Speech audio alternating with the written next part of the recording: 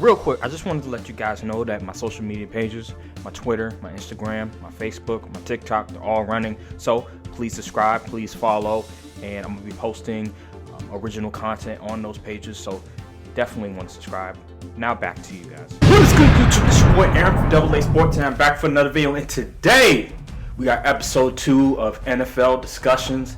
And wow, just everything that's been happening the past week and then this week with all the coaching hirings and the news about Tom Brady retiring, and then this bombshell also with Brian Flores and the whole thing with the Miami Dolphins, the Denver Broncos, the New York Giants. This is insane. And then how can I not talk about the football game with the Bengals and the Chiefs and the 49ers and the Rams? Oh my, it's so, and Jim Harbaugh being hired for the Minnesota Vikings. So much stuff has happened in the NFL. Oh yeah, and how could I forget, the Washington franchise has announced a name, and they are now going to be called the Washington Commanders. So just so much news, so much information that we have to discuss, and I am here to talk about it.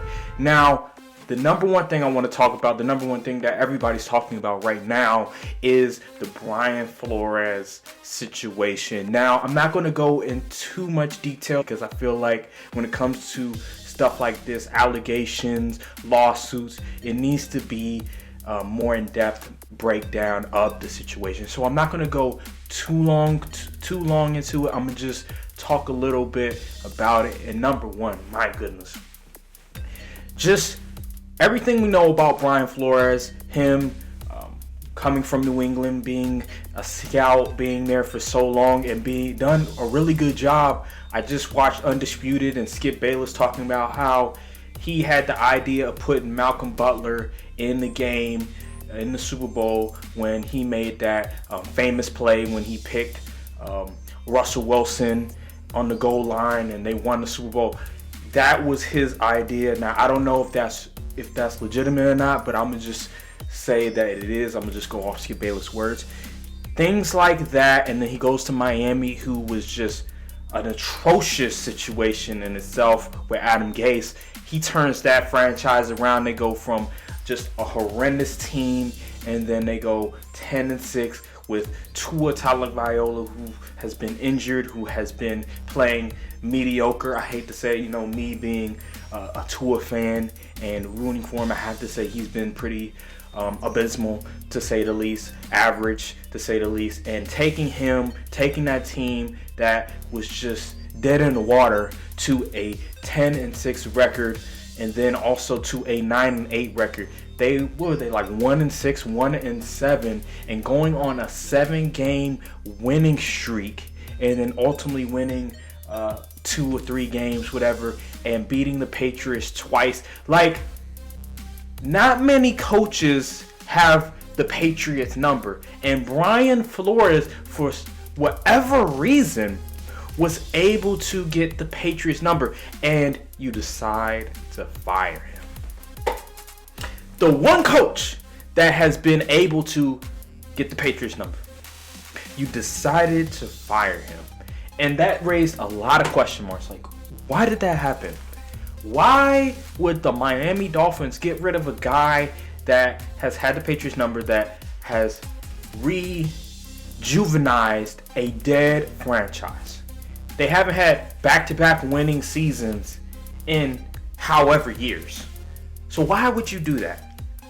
So then ultimately, head coaching hires happen, the interviews and everything. Brian Flores' interview with all these different teams, just recently with the Houston Texans and the New Orleans Saints, but he also had an interview with the New York Giants. I forgot what other teams it were, but I think those are some of the teams that I can recall, and he didn't get them. And we later find out in his lawsuit that he just filed that Bill Belichick announced that, hey, congratulations, Brian, you got the head coaching job for the New York Football Giants. Now we later find out that it was Brian Doble, I believe that's his name is, excuse me. The thing about it is that Brian Flores was not supposed to get that text, and then he found out before he even got interviewed for the New York Giants job. Interesting. That's where things like, the fairness for black coaches not getting hired to be head coaches comes into play. The things about discrimination, prejudices, all these different things come into play when it comes to NFL owners, GMs, not hiring black people, black men to being head coaches for their football teams. And this has been going on for so long. Oh my God. Like, think about this. They put a rule in place to force these owners to interview black men that have great credentials. Eric Bieniemy should be a head coach in this league. Like, it makes absolute no sense. But he can't get a job. Just look at Marvin Lewis, right, with the Bengals. They think, oh my God, Marvin Lewis, look what we did with him. But still nothing. You have to be a Mike Tomlin successful. Never lost, never had a losing season, constantly winning, to even continue to be on the job and not be fired. David Culley being hired after just a crazy situation with the Houston Texans, and miraculously, I think he won maybe 4 or 5 games, and they were competitive in some instances, right? They fire him after 1 year. Look at the Cardinals. Remember the Cardinals before they hired, Cliff Kingsbury? They had, I forgot his name, that black head coach, and it was just a bad situation in itself, and they fired him after 1 year. This is what a lot of people have been talking about when it comes to just throwing these black men, these black assistant coaches who become head coaches, just under the bus, throwing them in bad situations. It's never a fair shot. Like, when they hire him, it's never a fair shot. And Brian Flores was able to at least make his team competitive, even in a bad situation like the Miami Dolphins. And so now we're in the present. Now he's filed a lawsuit. He alleges that the New York Giants didn't give him a fair interview. He believes that the Denver Broncos didn't give him a fair interview. He believes that, number one, he alleged that the Miami Dolphins, the owner, Stephen Ross, he told him to throw away games, to not, to lose on purpose, and I will pay you $100,000. I think it was for every game that you lose. This is insane. You can't make this stuff up. And so, salute to Brian Flores for your sacrifice. I watched him on Get Up talking about, hey, if I don't get another coaching job, but I'm able to affect change, I'll be happy with that. And I salute him for that, because it takes sacrifice, just with everything with Colin Kaepernick and now with Brian Flores. So I wish him luck. I hope he gets another head coaching job, because he's a fantastic head coach. Moving on, the other big news. Tom Brady retiring, and we were hearing sort of rumors. Adam Schefter, I don't know if Ian Rappaport sort of reported on it, but I know Adam Schefter was the big talk of in the past few days. People were like, oh, Adam Schefter, he's wrong. What are you doing? Blah, blah, blah, blah, blah. And people were just character assassinating this man, trying to say that, his reporting and everything like that is not true, and just everything just crazy. Adam Schefter, he is a veteran at this. He's the top guy when it comes to NFL reporting, him and Ian Rappaport. But Tom Brady retires, and he's been in the league for 22 years. I'm 22 years old. My entire livelihood, he has been in the league. So that just lets you know how long Tom Brady has been in the league. I'm 22. He's played 22 years. and dude's like 44 years old.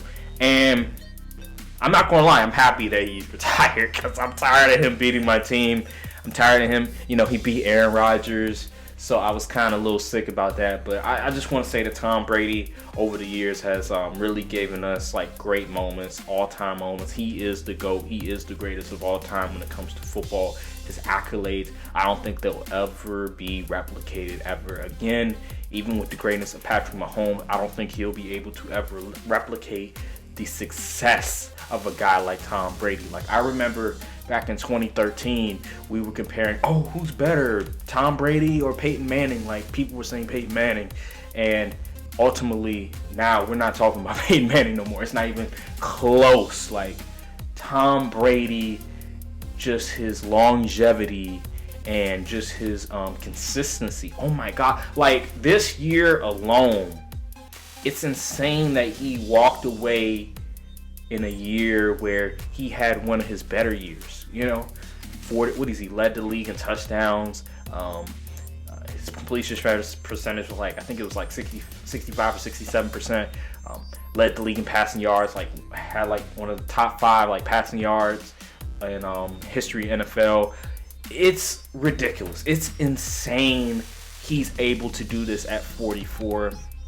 And then in the playoffs, coming back, from a 27-3 deficit and almost winning that game, tying it up.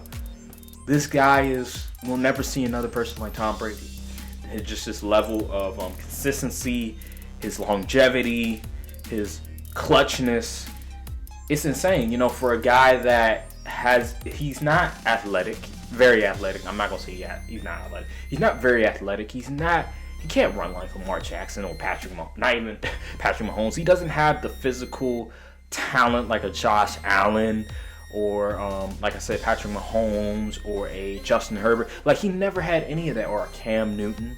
He's just a guy that, he's 6'5", 6'6", very tall, who just cerebrally, his IQ, his ability to understand the plays, understand the coverages. He's just that guy when it comes to understanding all of the football knowledge and stuff.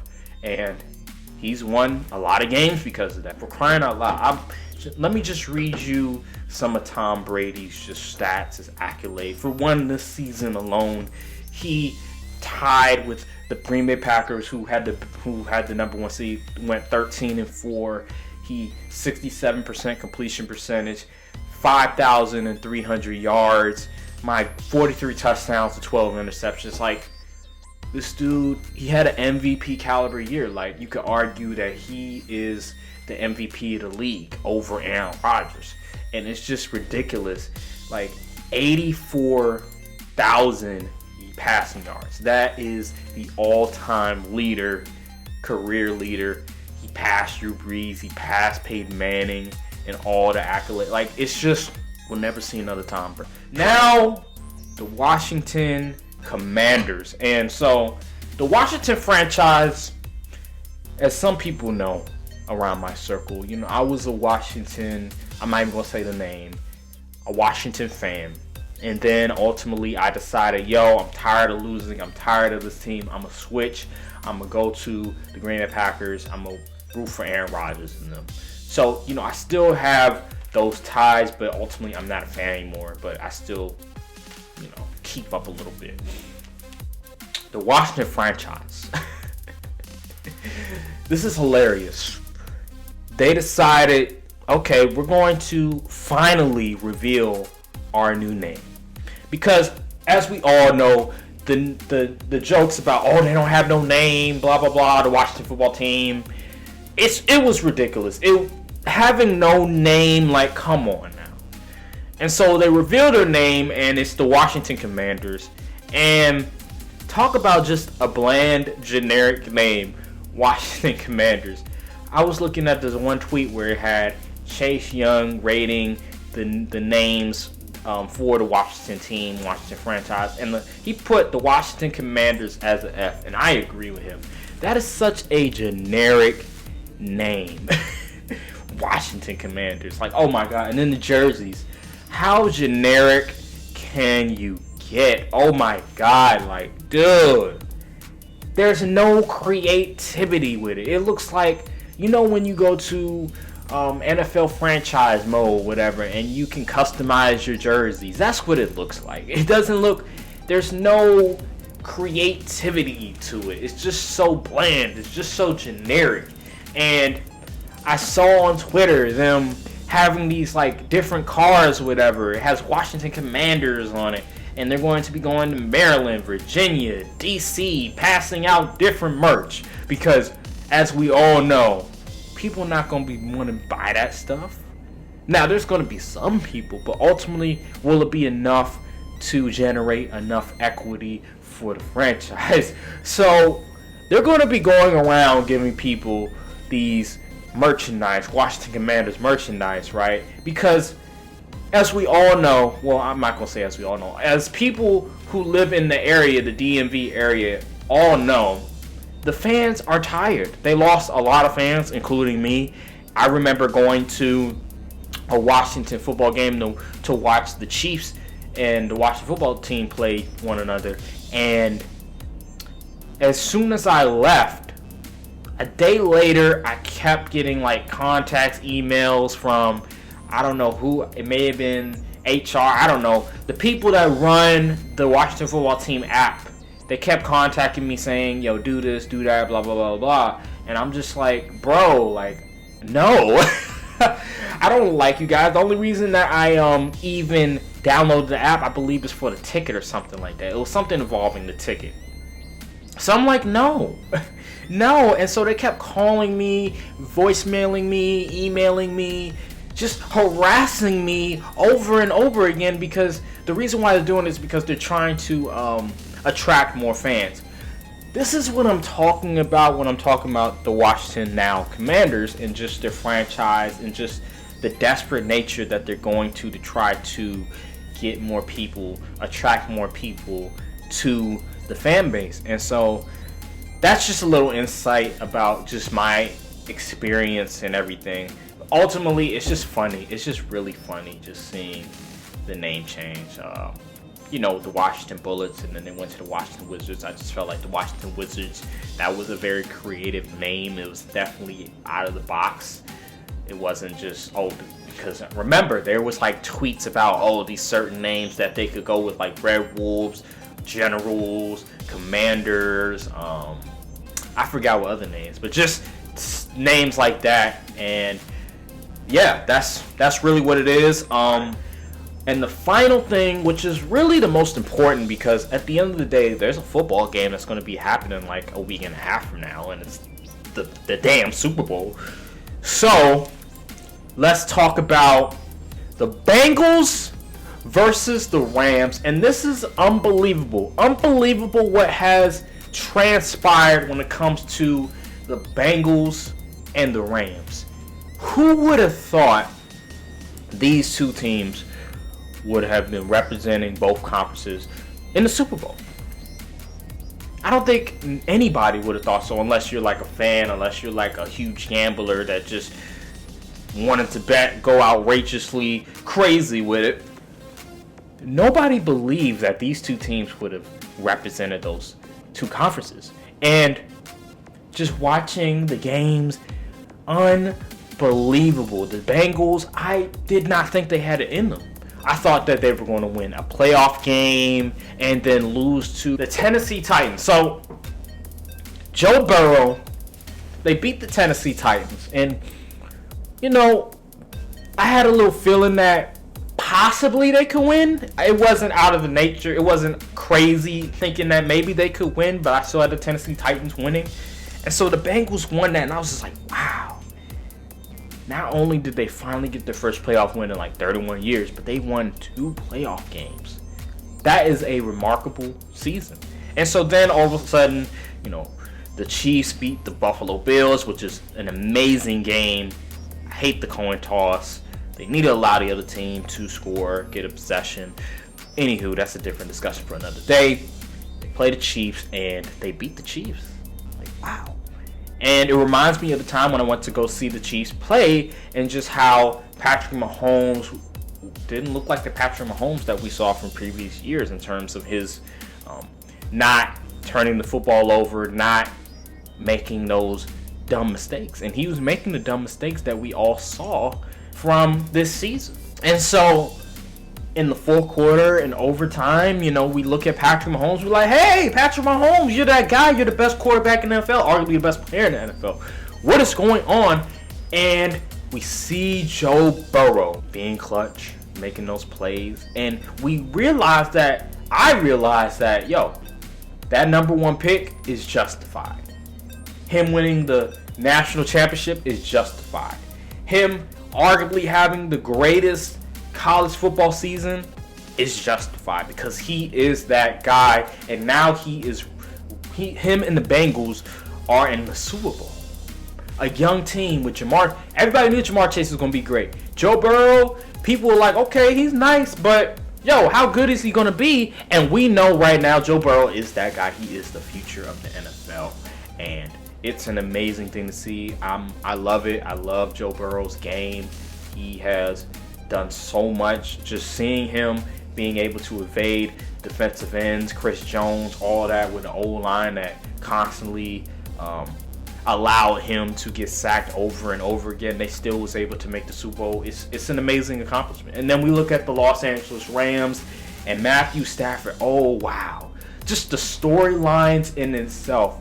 Him coming from Detroit to now the Rams, where you're in a winning team, a winning organization, and you have all this pressure, and ultimately being able to overcome it and beating Tom Brady and the Buccaneers and beating the Cardinals and then ultimately beating the 49ers, and now you're in the Super Bowl.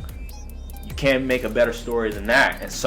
And then you see OBJ, you see Von Miller and Aaron Donald, Jalen Ramsey, Aaron Donald getting another crack and winning Super Bowl. Like, this is what it's all about. And this is why I love the NFL, because it's unpredictable. Although my Packers didn't go all the way, I'm still excited for just the unpredictable nature and just the storylines in itself. So this is going to be great. This is going to be awesome. And I just can't wait for the game. It's going to be, you have two teams. You have two teams that are like very great when it comes to offense. I don't know how the Cincinnati Bengals are going to be able to block for Joe Burrow, especially when they haven't been that good this entire year, especially against the best pass rush in the NFL, which is the Los Angeles Rams. So I pray for Joe Burrow's health, because it's going to be very difficult. But yeah, that's really all the discussions I really want to talk about with NFL discussions. I hope you guys enjoyed this video. Comment down below what you guys think. And so yeah, I'll be back next week with more. Thank you guys for watching the video, and